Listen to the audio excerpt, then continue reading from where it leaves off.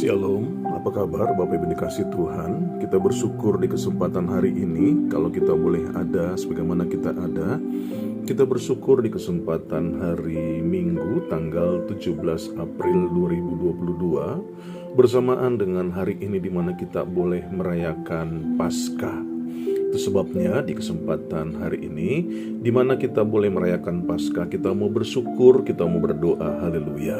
Bapa, terima kasih buat anugerah-Mu di kesempatan hari ini. Kami boleh ada merayakan Paskah di dalam kebersamaan kami. Hal ini mengingatkan kami bahwa ada kasih Tuhan yang luar biasa, yang mau mati untuk setiap dosa dan kesalahan kami, dan bahkan Tuhan Allah kami bangkit dari apa yang menjadi kematian itu sendiri. Itu sebabnya di kesempatan hari ini kami bersyukur untuk apa yang menjadi renungan firman-Mu untuk kami renungkan bersamaan dengan Paskah itu sendiri, sehingga kami mengerti apa yang harus kami lakukan dalam kehidupan kami ketika kami boleh merayakan Paskah di dalam kehidupan masing-masing kami yang ada. Di dalam nama Tuhan Yesus Kristus kami siap merenungkan apa yang menjadi makna Paskah dalam kehidupan kami. Haleluya. Amin. Shalom Bapak Ibu dikasih Tuhan, apa kabar? Kita bersyukur dalam anugerah Tuhan di mana kita boleh ada di kesempatan tahun ini, di tahun 2022, di mana kita boleh merayakan Paskah. Dan ini adalah sesuatu hal yang luar biasa di tengah-tengah tantangan pandemi. Kita boleh ada untuk merayakan Paskah baik secara online di dalam kesempatan di mana kita boleh beribadah di gereja di mana kita ada, maupun juga yang melaksanakan secara onsite. Nah, ini adalah satu anugerah Tuhan yang luar biasa. Bapak Ibu serasi dalam Tuhan, apa yang menjadi perayaan Paskah ini memang adalah sesuatu hal yang dimulai dari Perjanjian Lama. Di dalam Perjanjian Lama, Paskah atau disebut sebagai Passover atau juga Pesak dalam bahasa Ibrani, itu adalah merupakan perayaan pembebasan bangsa Israel dari tanah Mesir, di mana pada saat itu diadakan upacara roti tidak beragi dan persembahan anak sulung dengan upacara korban domba Paskah. Hal ini merupakan perintah Tuhan agar selalu dikenang oleh Musa dan seluruh umat Israel. Kita bisa melihat itu di mana Alkitab mencatat di dalam Keluaran pasal 12 pada ayat yang ke-14 dikatakan bahwa hari ini akan menjadi hari peringatan bagimu.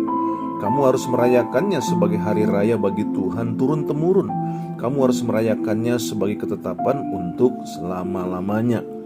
Juga kalau kita melihat apa yang dikatakan di dalam kebenaran firman Tuhan ini, bahwa apa yang terjadi di mana dalam kesempatan itu dikatakan bahwa kamu makanlah roti yang tidak beragi 7 hari lamanya. Pada hari pertama kamu buanglah segala ragi dari rumahmu, sebab setiap orang yang makan sesuatu yang beragi dari hari pertama sampai hari ke-7, orang itu harus dilenyapkan dari antara orang Israel. Kamu adakanlah pertemuan yang kudus baik pada hari yang pertama maupun pada hari yang ke-7.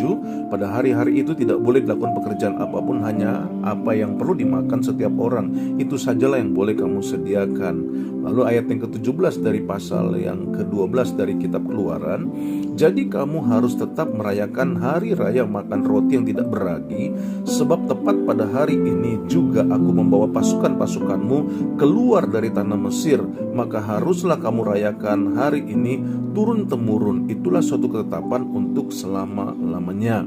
Bahkan di dalam ayat 21 dikatakan, lalu Musa memanggil semua tua-tua Israel serta berkata kepada mereka, pergilah, ambillah kambing domba untuk kaummu dan sembelihlah anak domba Paskah. Bapak Ibu saudara dalam Tuhan, kita tahu apa yang menjadi peristiwanya, di mana ketika itu bangsa Israel itu ada di dalam tanah perbudakan di Mesir.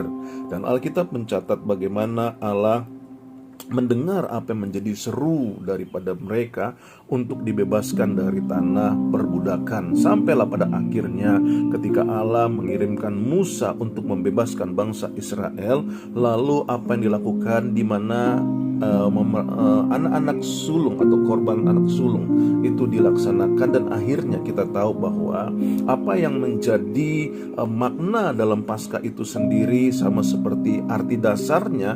Kata Paskah itu adalah meloncat.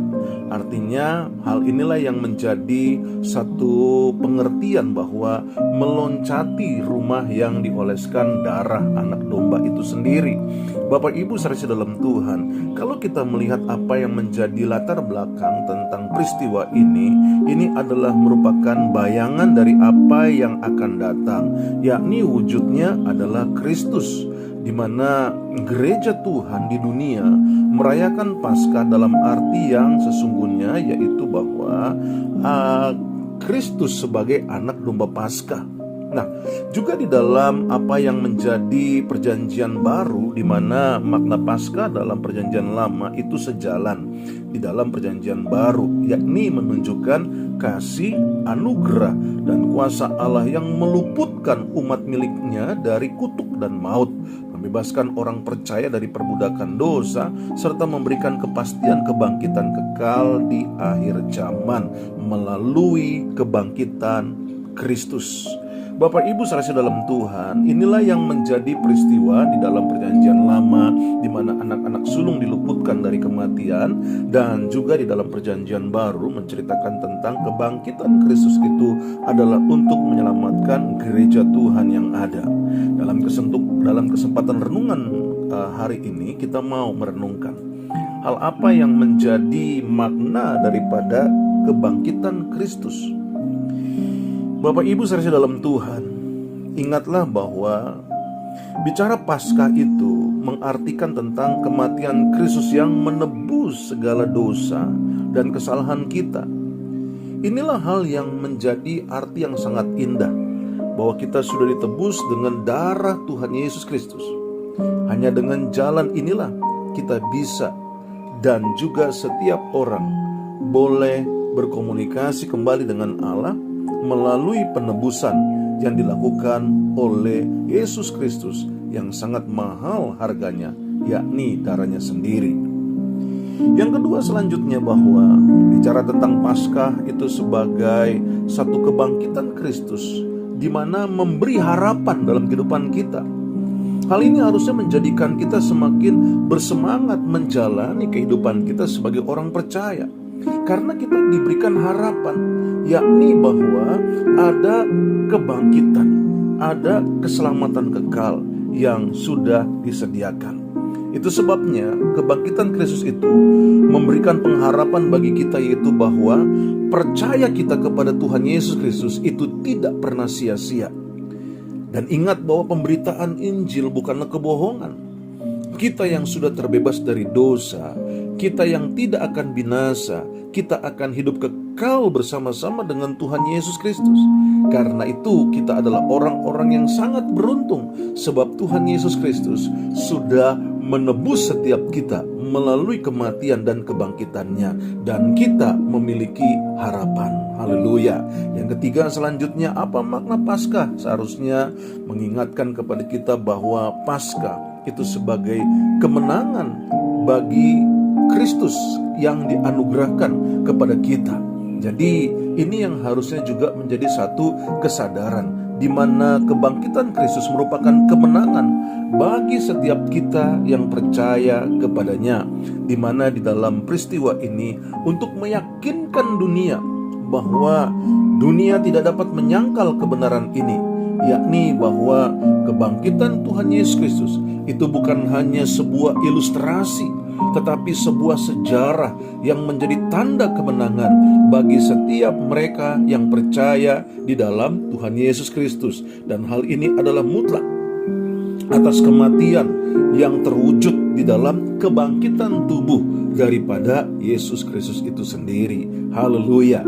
Dan akhirnya Bapak Ibu saudara dalam Tuhan, apa yang menjadi makna Paskah dalam kesempatan di mana kita boleh merayakannya dalam kesempatan tahun 2022 ini, yaitu bahwa Paskah itulah yang membenarkan dan menyelamatkan kita. Sebagai umat Tuhan, kita dibenarkan oleh darahnya, yaitu kita dibebaskan dari tuduhan dan dinyatakan tidak bersalah menurut pandangan Allah. Kita juga dilepaskan dan diselamatkan dari hukuman kekal, sebagaimana halnya di mana kita tahu bahwa Tuhan di dalam kasih-Nya memberikan belas kasih. Tuhan di dalam kasih-Nya mau mati untuk menyelamatkan setiap kita yang ada. Haleluya. Inilah yang menjadi makna Paskah yang boleh kita mengerti dalam kesempatan renungan kali ini, bahwa Paskah mengartikan kematian Kristus yang menebus kita, bahwa Paskah juga sebagai kebangkitan Kristus memberi pengharapan dalam kehidupan kita, dan bahwa Paskah itu sebagai kemenangan Kristus di dalam kehidupan kita, dan Paskah juga adalah yang membenarkan dan menyelamatkan kita. Bahkan Paskah itu sebagai jaminan kehidupan kekal. Bapak Ibu saudara dalam Tuhan, bahwa apa yang menjadi keberadaan daripada kehidupan kita di dunia ini, kita tahu ada jaminan kehidupan kekal. Hidup kita di dunia ini hanya sementara, tetapi kita tahu bahwa kebangkitan Kristus inilah yang menjadi dasar iman dalam kehidupan semua orang yang percaya dalam Tuhan Yesus Kristus, bahwa membuktikan betapa hebat kuasa dari kebangkitan Yesus Kristus yang mengalahkan maut itu sendiri. Haleluya. Dan selanjutnya ingat bahwa Paskah itu adalah juga menjadi satu pengingat dalam kehidupan kita. Ada kuasa Tuhan yang tidak terbatas. Kebangkitan Kristus itu adalah merupakan kuasa Allah yang tidak terbatas, di mana Tuhan Yesus bangkit dari antara orang mati, dan kematian ini yang menjadi batas akhir dalam kehidupan sebagai manusia, di mana manusia akan mengalami batas akhir hidupnya, yaitu di dunia ini, tetapi dia akan masuk ke dalam apa yang menjadi penentuan kekal atau penentuan kekekalan, surga kekal atau neraka kekal. Inilah yang menjadi satu hal yang harus kita ingat, bahwa ketika kita boleh mengalami batasan hidup di dunia ini, kita akan melihat ada sesuatu kekekalan, di mana Yesus sendiri mengatakan bahwa Ia menjamin kehidupan kita yang percaya kepadanya untuk kita masuk dalam kehidupan yang kekal di surga kekal. Haleluya. Dan akhirnya Bapak Ibu saudara dalam Tuhan, ingatlah bahwa Paskah juga adalah mengingatkan akan kasih Kristus. Di dalam Yohanes 3 ayat 16 dikatakan, karena begitu besar kasih Allah akan dunia ini sehingga Ia telah mengaruniakan anaknya yang tunggal, supaya setiap orang yang percaya kepadanya tidak binasa melainkan beroleh hidup yang kekal. Haleluya. Kiranya hal ini juga boleh mengingatkan kepada kita bahwa kasih Kristus yang tidak terbatas itu tentunya akan menjadi bagian bagi setiap kita yang percaya kepada Tuhan Yesus Kristus, yang menerimanya sebagai Tuhan dan Juru Selamat dalam kehidupannya. Haleluya. Dan akhirnya Bapak Ibu saudara dalam Tuhan, ingatlah bahwa bicara tentang Paskah itu juga adalah bicara tentang penggenapan firman Allah yang ada. Oleh karena itu dalam kesempatan kali ini, di mana kita boleh merayakan Paskah yang ada, biarlah setiap kita masing-masing bersyukur untuk apa yang menjadi kesempatan di mana kita boleh merayakan Paskah. Karena Alkitab mencatat di dalam 1 Korintus pasal yang ke-15 pada ayat yang ke-14, tetapi andai kata Kristus tidak dibangkitkan, maka sia-sialah pemberitaan kami dan sia-sia jugalah kepercayaan kamu. Artinya bahwa jelas di sini Rasul Paulus mau mengingatkan bahwa Kristus telah bangkit, maka apa yang menjadi kebangkitannya, sebagaimana yang sudah kita dengar dalam kesempatan ini, Ia yang akan memberikan kita keselamatan kekal, Ia yang memberikan kepada kita jaminan kekal yang ada. Oleh karena itu, apa yang bisa kita lihat di dalam peristiwa Paskah ini, biarlah kiranya boleh menguatkan menguatkan iman dalam kehidupan Bapak Ibu Saudara yang ada. Jangan takut, jangan gentar. Kita merayakan Paskah setiap tahunnya. Hal ini adalah untuk mengingatkan dalam kehidupan kita bahwa kematiannya sudah menebus setiap dosa dan kesalahan kita. Ingatlah bahwa kebangkitan Kristus itu memberi pengharapan dalam kehidupan kita.